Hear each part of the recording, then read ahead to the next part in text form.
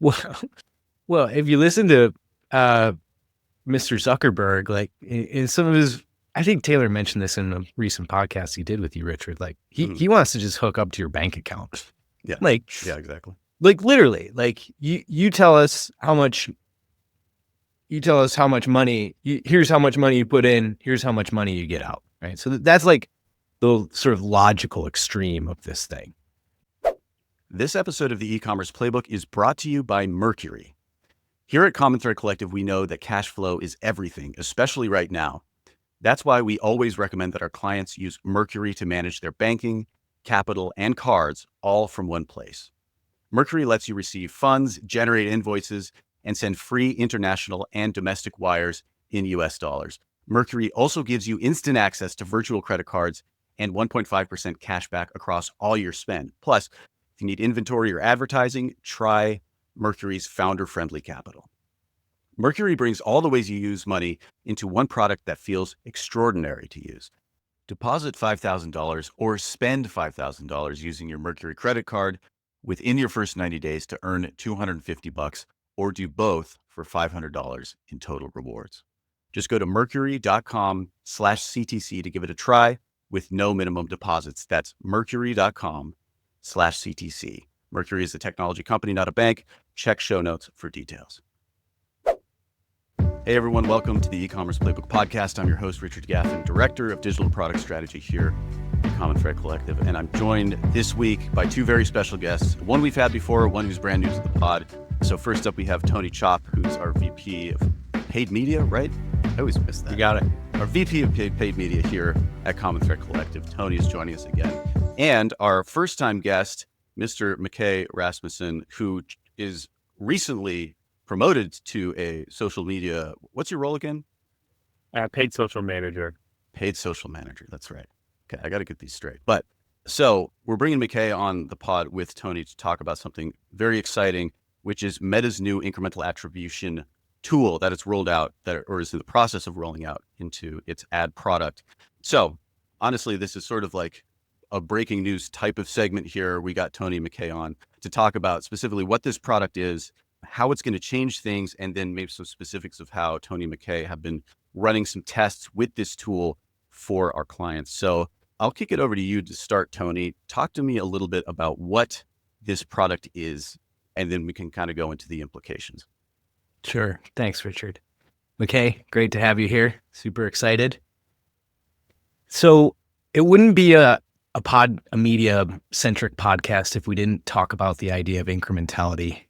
And I've been sort of exploring this idea at CTC for like the last year, and I just keep racking my brain to come up with like a metaphor because it's like a confusing idea. So McKay and I were talking this morning. I had one. I don't like it. It's pretty clunky, but this idea of incrementality measurement about sort of validating the results of a media investment. I had a phase in my life where I was like paying attention to my weight, and I was using a scale at home. And then I happened to have a doctor's appointment, and I went to the doctor's appointment, and it turns out I weighed quite a bit more. Yeah. And it's a bit of a clunky metaphor, but I think it represents this idea of sort of maybe an unfamiliar idea of like, we look in these media platforms and they give us a measure. They say, this is the return that you're getting, the equivalent of my weight on the scale.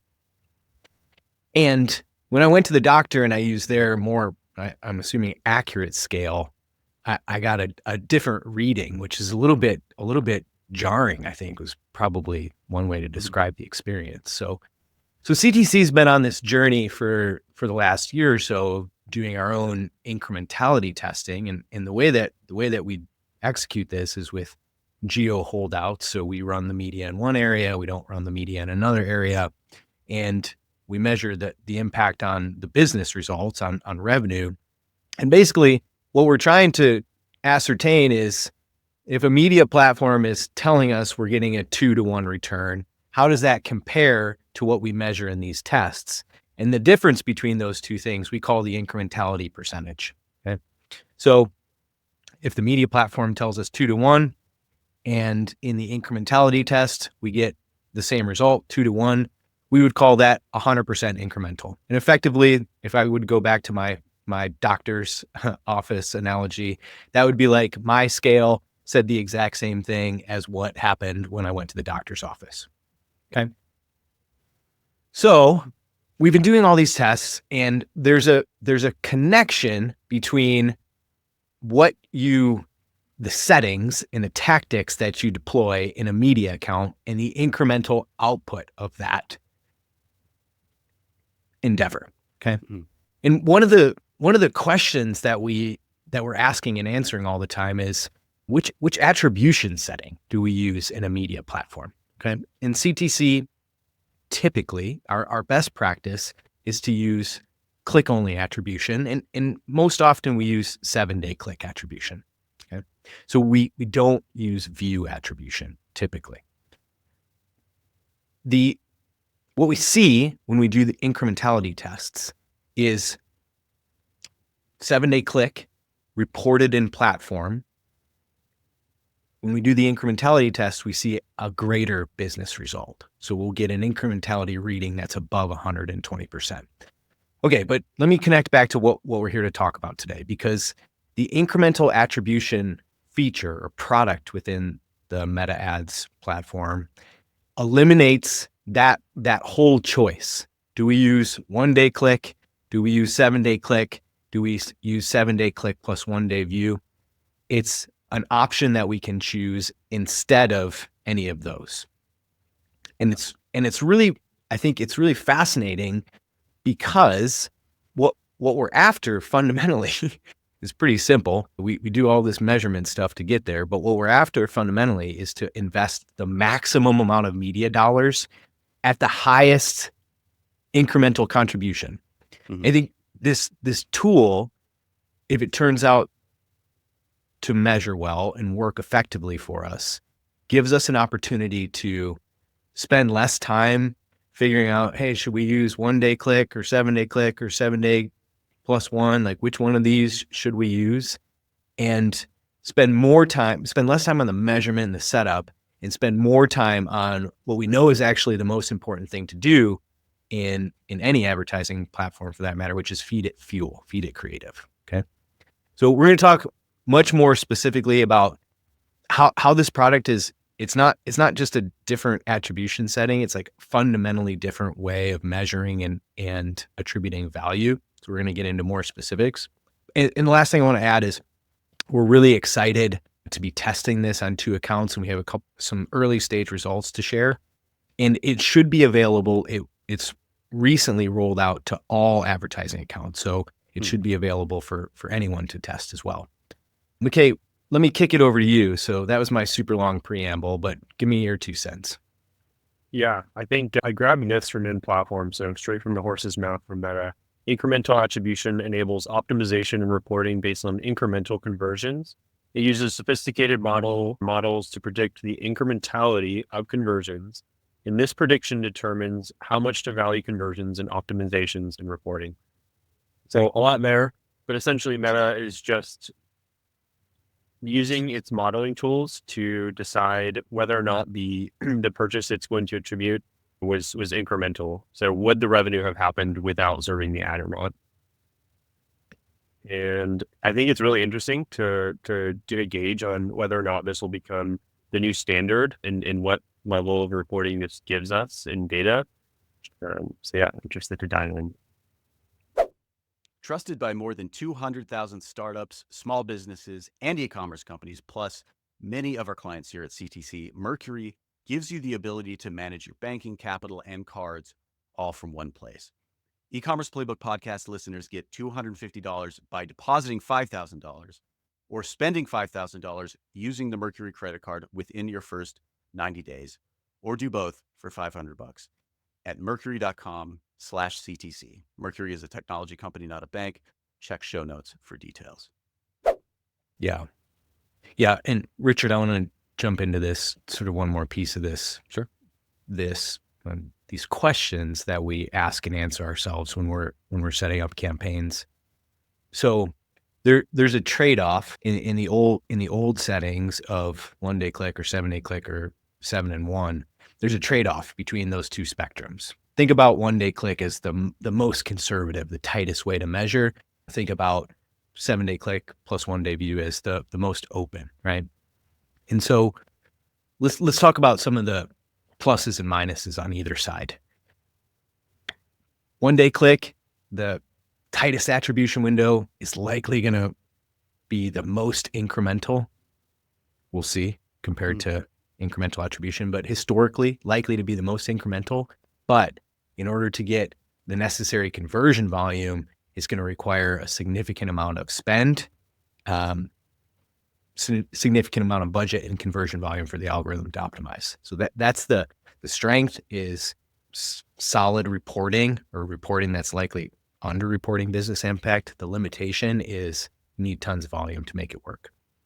All the way on the flip side of the coin, 7-1, the widest open. So you're going to get the most signal from that. But the challenges are going to be potential for lower incrementality. And I think McKay and I were chatting about this morning. One of the things that we observe in accounts when we do have 7-1 is the amount of conversions that are attributed to view conversions can vary really widely, right? So if we've seen it for large accounts in some campaigns be 10 or 15% of conversions attributed to view. In some instances, McKay mentioned an account he was working on recently that had over 50% of the conversion volume was as a result of the view conversion. So if you think about it, that presents a really difficult measurement challenge when we have to go dig one layer deeper on the 7-1 and see, well, how much of that is view conversion? So I'm really excited about this product because it aims to address that challenge head on and say, hey, you guys we don't need to suffer either of those limitations. Instead, we can have this product that sits in the middle.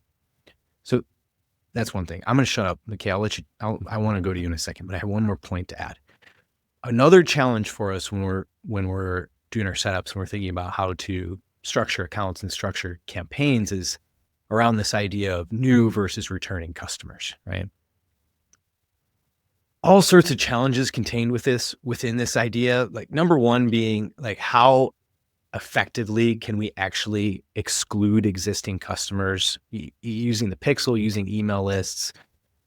There's all sorts of evidence that we see that our ability to fully exclude existing customers is actually quite limited. Another piece of the new versus existing customer equation is, should we have different ROAS targets based on the incremental contribution of either of those cohorts of customers? Well, here's another place where this product can sit in the middle and have us spend less time on asking and answering that question and more time giving Meta input about the business outcome that we need, regardless of whether it's somebody that's purchased from us before or is new to the brand. What do you think about that, McKay? Less having to decide on 7-1 or 7-day click, and a potential world where we, have true like ACQ campaigns that are we're not doing any sort of hard exclusions. What sounds lovely, huh? I love that. I hope we get to a point where in platform we're just looking at ROAS rather than in platform ROAS. Yeah. So actually that kind of like leads to, I had a couple of sort of layman's questions, I guess, about this, and sort of understanding this incremental attribution setting. And it sounds like you've kind of, maybe to summarize what you've laid out, is there's 1-day click, and then there's 7-1. And in a sense, it sounds like incremental attribution. The idea there is it would replace it with sort of an algorithmically judged, like the algorithm judging where on that spectrum the attribution setting should be for the most accurate result or the most incremental result. I guess that's where I'm sort of struggling to understand, like what exactly is the mechanism here, I guess. Yeah. So let's talk about it, because it's actually quite fascinating. Okay.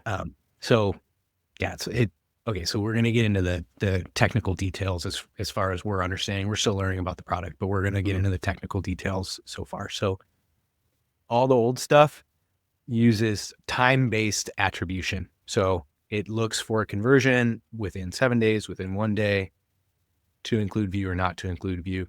This doesn't work that way. There is no time-based consideration. Instead, what it's actually doing is running holdout tests continuously under the hood.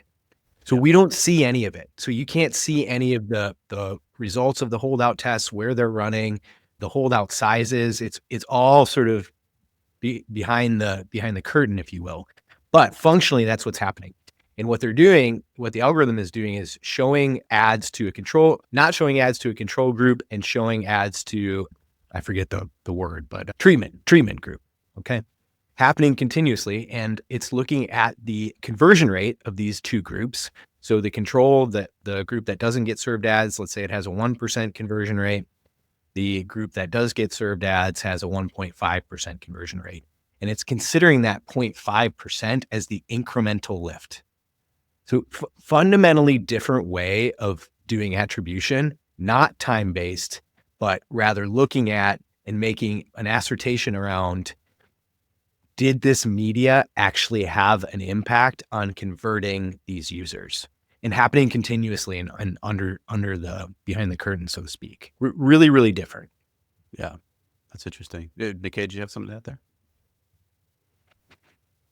No, I think Tony covered it. Yeah, I think the main nuance I'd say is like when advertisers start to split test this, just to keep an eye out that your in-platform ROAS will likely look lower on the incremental attribution, but that's as expected because it's going after incremental purchases. So that makes sense. Yeah. So is the rollout here then, like, and it sounds like you were alluding to this a little bit earlier, Tony, but that really this is the first step towards just replacing ROAS as a metric altogether with iROAS, or just a better ROAS? Because that sounds like it's like, why would you not have an incremental attribution setting? Well, or maybe there's some way in which Meta is incentivized not to give everybody or have everybody use iROAS. But tell me about like what you see rolling out here in the future. Well, if you listen to Mr. Zuckerberg, like in some of his, I think Taylor mentioned this in a recent podcast he did with you, Richard. Like he wants to just hook up to your bank account. Yeah. Yeah, exactly. Like literally, like you tell us how much. You tell us how much money. Here's how much money you put in. Here's how much money you get out. Right. So that's like the sort of logical extreme of this thing. But more to your question, Richard. Yes, this represents a step on that journey of saying, my business makes money if my media investment returns at a 2-to-1. I don't care if it's an existing customer. I don't care if it's a new customer. I don't care if it's somebody in Florida or Texas, or I don't care what product they buy. But obviously there's nuance in that, margin, et cetera. That's a whole nother conversation that we need to get into. But yes, Richard, this represents that. And I think to the points that I was making earlier, like right now, we're over here on the media team at CTC, just like spending a lot of energy on questions like 7-day click or 7-day click 1-day view, new customer campaign versus existing customer campaign, percent cap, like, which we can't even include in the newest campaign. So spending all this time and energy on what's the word I want to use? Like steps along the journey, whereas where the platforms are going, what we actually know to be true is we want to spend more time and energy on inputting fuel into the system and giving the system clear indicators of what the outcome is that we need. Yeah. So, I mean, it sounds like basically what you're saying is it removes more elements of the kind of more opportunities for human error. Those are kind of getting subtracted again from the equation, in a sense of saying, like, the media buyer making the decision around what attribution setting makes sense across what time window, and sort of spending brain power making tweaks there. That's something that ostensibly is going away if this works out. Plus kind of thinking about, hard excluding or only going after new customers with this campaign and existing with that, whatever. Like those set of choices is no longer something that's necessary. Is that kind of what you're saying? Yes. And so, all right, let's go. Like Meta, with this shift, Meta is functionally bringing, let's call it causal attribution into the algorithm itself. So when you think about things like new versus returning, or, 7 versus 1, like all of those choices are made at a moment in time, right? Mm-hmm. Based on some information that we have, based on some tests that we've run recently and whatever. And then we sort of continue to operate on that understanding until we get some sort of better understanding, right? The thought that comes to mind is like, we have some experiences where we'll have like a big sale moment and we'll use like, like 1-day click, like highest value sort of setup to just really pump some spend through because we know something about the business in this moment, right? So suffice to say, bringing continuous testing, like as a mechanism to feed the bidding algorithm, is a fundamental shift from how we do things and how every media person has done things historically, where we set these things at points and times based on our, what's Taylor calling it, our circadian rhythms, right? Well, exactly. Yeah. That the media buyer, or rather, these sorts of decisions no longer have to be made according to human rhythms, right? And if they can be made the way a computer can make them, which is to say constantly, all the time, and with the best possible information, then this is just going to create hopefully a much better scenario for everybody in terms of both like workload and then results. But I'm kind of curious to talk then about what our actual interactions with this has been so far. So I know, McKay, that you're setting up some tests with this on a couple of client accounts. So why don't you walk us through like what those tests look like and what the initial results have been? We can go to you two first. I just want to throw one more thing in before we go Sure. to the test design and the setup. So one other thing that's really fascinating about this, so this brings like causal attribution into the algorithm. Another thing that we're reading and learning about is that it can and should be informed by other tests that are running in the account. So the idea of having like a conversion lift test in the account from some previous iteration of testing, actually being able to inform this incremental attribution, the way that we're reading and understanding this, it's like a suite of testing tools that work together that provide Meta with the best available information to optimize for the business result that you're going for. I think that's kind of a cool like part of how they're thinking about how this product integrates to the broader suite. But McKay, go ahead and tell us about what we're cooking up over here. Yeah, absolutely. I think the only other thing I'll add is like to your point, Tony, on the incremental attribution, always running under the hood is like, yes, we run, let's say like quarterly incrementality benchmarks on our standard attribution campaigns, but that's quarterly. And the idea is like, in theory, the incremental attribution is doing this all the time on every campaign. So yeah, really interested to get a read on this. Right now, we have this set up for 2 clients. We just did an in-platform conversion test. So 2 cells, essentially cell 1 is standard attribution. Cell 2 is incremental attribution. And we're just trying to get an idea of the overall lift between the two, because we want to see if incremental attribution is doing what Meta claims is going after incremental conversions. So I'll pause. Does that make sense? Or do you have any questions regarding test setup?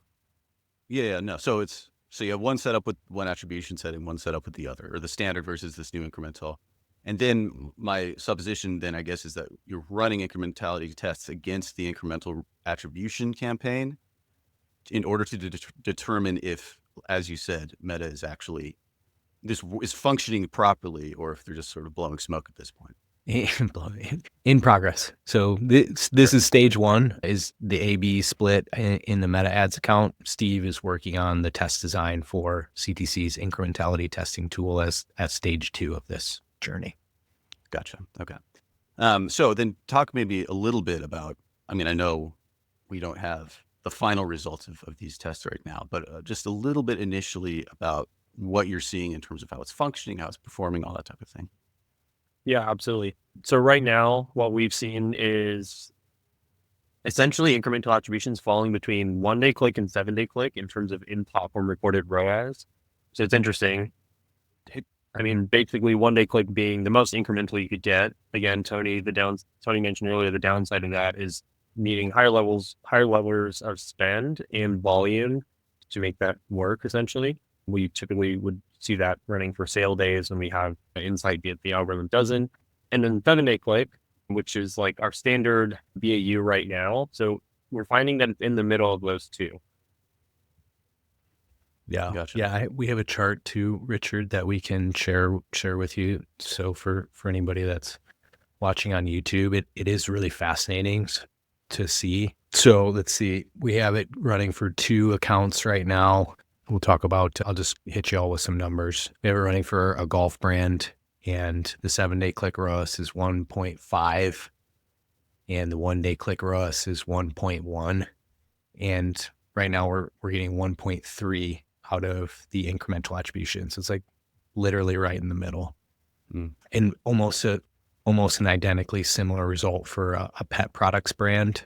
7-day click at 0.75, 1-day click at 0.4, and incremental attribution at 0.5. So like sitting right in the middle. Interesting. So, and we'll share that visual in the video version, this final version here, so we can kind of review it. But do you feel like there's any conclusion? I know it's really early, but any conclusion, at least initially, to be drawn about what this result means? well, I think the burning question that McKay and I are asking is, we have a default setting that we apply to Meta for our accounts in lieu of doing incrementality reads, which we always do to sort of refine our defaults. But we have a default setting that 7-day click has a positive incremental percentage depending on what it's reporting in the account. And this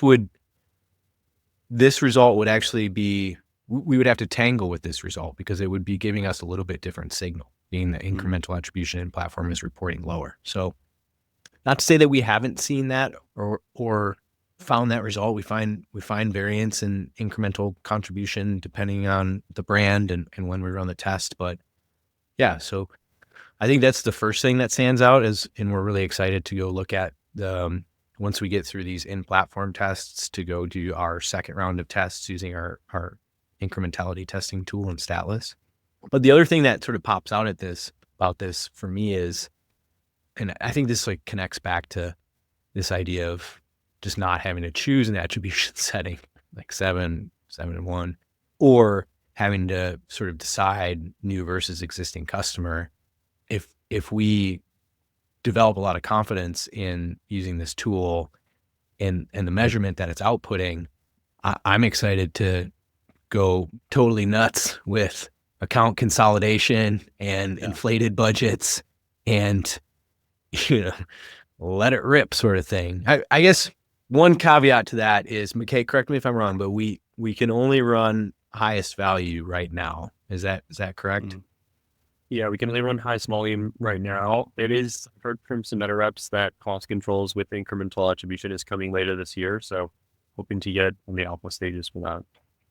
Yeah. And this is the same thing happened when they rolled out ASC. I think it's typical for Meta to, when they launch a new product, to focus on getting volume through the new product prior to adding in cost controls. But assuming we validate the measurement with our tools, so trust but verify sort of idea, I think this represents an opportunity for us to continue to push into the idea of consolidation, continue to push into the idea of having a lot of confidence in inflated budgets, assuming we get to a product, an additional feature that gives us some cost control. Yeah. So we'll keep everybody kind of up to date on how this goes. Again, obviously it sounds like there's 2 phases of this test. We'll keep you updated on both, just so you can kind of get a sense of how our understanding of this tool is evolving, how our use of it is evolving. But before we go, I just wanted to say, A, is there anything else you want to hit on this? And B, what I usually like to talk about at the end of these conversations is like, what is the one thing that you as a business owner should do now in relationship to this tool? So first I'll open it up. Is there anything else, kind of details about the tool, ways we're using it that you think we missed that you want to talk about, Tony?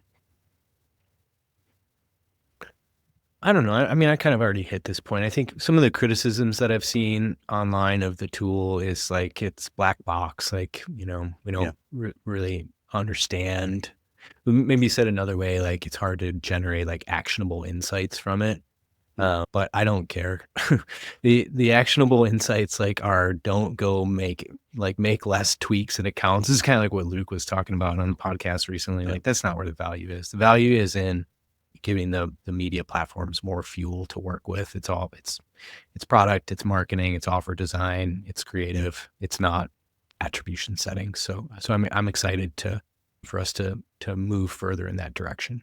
Yeah. I mean, it seems like if this works out, this would be an enormous, it would be a relief in a lot of ways, I think, in terms of just like cutting out a lot of the decision-making fatigue, I think, that comes into media buying, but also just like getting an accurate result and having it be easier, I think is going to be better for all of us. So back to my second question then. So what do you think, like as a business owner, if you're listening right now, in relationship to this, it sounds like it's been rolled out widely, or at least across almost all accounts.